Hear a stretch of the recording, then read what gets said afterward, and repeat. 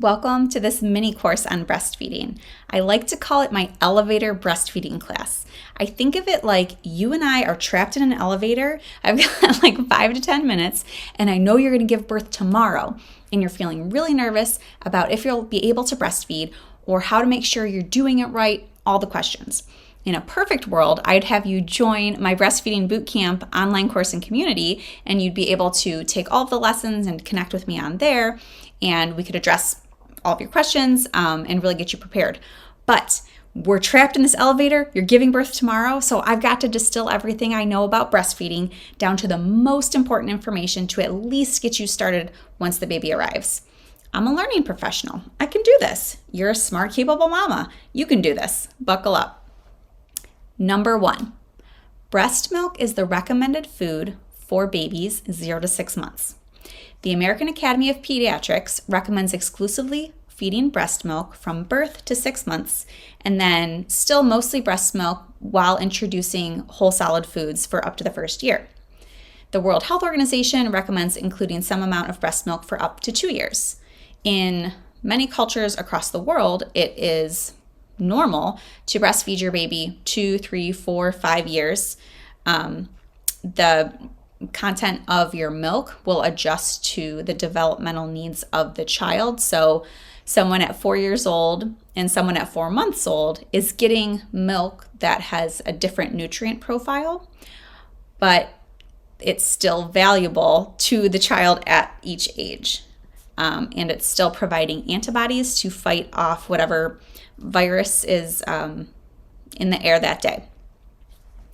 I'm curious how confident you feel that you could provide your baby breast milk for at least 6 months, and what barriers do you see to the ability to do this, to reach a 6-month or a 12-month or a 2-year milestone for you.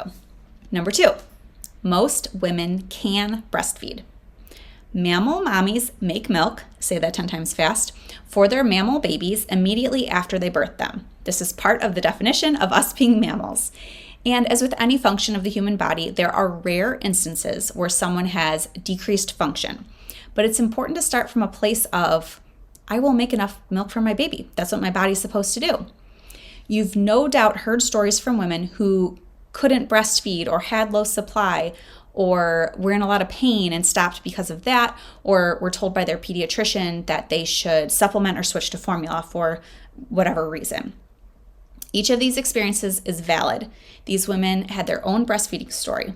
But after speaking to hundreds of moms about their birth and breastfeeding journeys, I will say no two are alike. And so here's the thing, regardless of every other story you've heard about breastfeeding, you get to write your own story. And it's true with every baby. So even if things went a certain way with your first baby, if you're pregnant again, you have a chance to write a different story with this baby.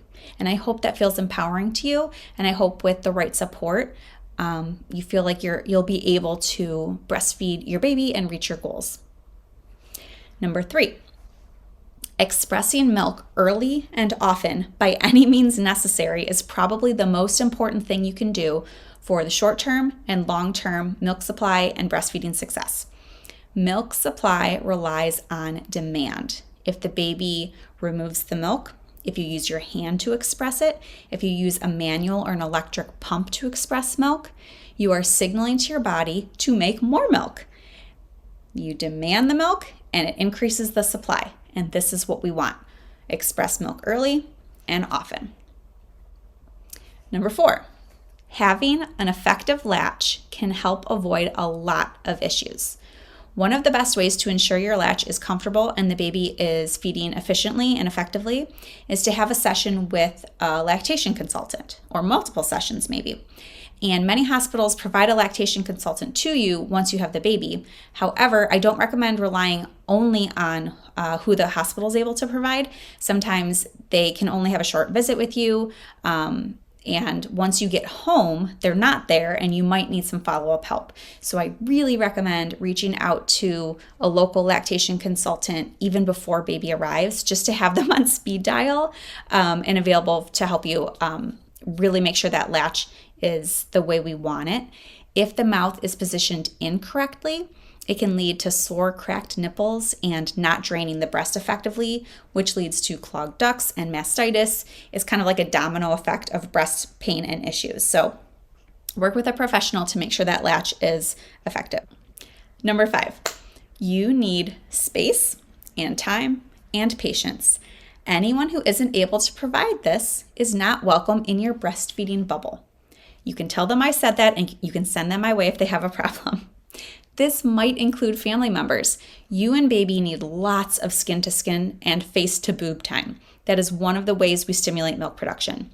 This is so much easier to do when you can just keep your top off and you aren't trying to discreetly cover up like in front of your in-laws. So seriously, you being comfortable and topless takes priority over everything. This might include healthcare providers. Some pediatricians are super supportive of breastfeeding. Others seem flippant about whether the baby is getting breast milk or formula. They're more focused on growth charts or trying to solve perceived problems. More than one new mom has left a well-check visit in tears, confused about whether to follow the doctor's seemingly fear-based recommendations that conflict with her own intuition or her own goals for feeding. Everyone wants a healthy, growing baby. Of course, no one more than mom. And there are multiple paths to getting there. So you might have to advocate for yourself or get a second opinion. And this is where a lactation consultant can be an invaluable resource and potentially second opinion if what your pediatrician is saying is not sitting right with you. This might include a random person in a mom Facebook group who gives you unsolicited or unkind advice. You know how you shouldn't always believe everything you read on the internet. That's especially true when it comes to unsolicited advice about anything related to pregnancy or parenting. Permission granted to close out of your social media if it's adding to your anxiety. Number 6, your health matters too. It's easy to focus 100% on anticipating and meeting the baby's needs. I mean, they're so cute and helpless. They do need you and other loving adults to take care of them. But let's remember that you just went through one of the most dramatic and possibly traumatic experiences of your life. What do you need? Physically, mentally, emotionally, relationally, to feel okay enough right now to make it through these hard newborn days? And who can help you meet those needs? And how will you ask for what you need? Number 7. Breastfeeding is dynamic and does not follow a schedule.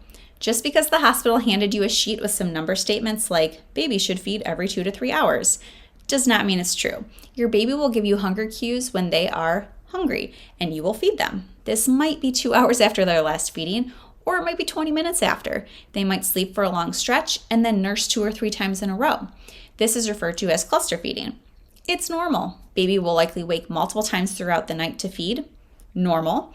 They kind of don't get the whole daytime, nighttime thing, and trying to impose any sort of adult expectations or schedule on a newborn. They can't read a clock. They can't read a calendar. It's a recipe for disappointment. And if some other adult says, oh, she can't be hungry, she just ate, but your boobs and your mommy intuition are saying otherwise, you guessed it, feed that baby. On the flip side, if a loving partner or helper can take the baby and provide non-nursing comfort, which does calm the baby, then how lovely. You get a break, mama. Number 8, there can be joy. I've talked to a lot of women about their breastfeeding experience. We commiserate about the hard parts, but then often, and sometimes almost sheepishly, a mom will share, I loved breastfeeding. I miss it.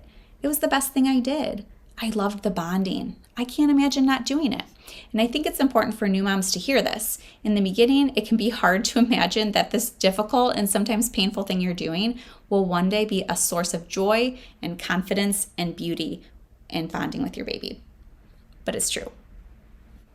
Okay, that was the elevator breastfeeding class. We reached our floor on our elevator journey together, and now you have the 8 most important things to understand about breastfeeding. And what I would really love is if you join us in Breastfeeding Bootcamp, where you can have access to over 100 short lessons to fill in the gaps of what I wasn't able to cover on our elevator journey here, as well as connect with other moms who are breastfeeding, ask me questions directly, and attend our live weekly calls. I would love to have you there.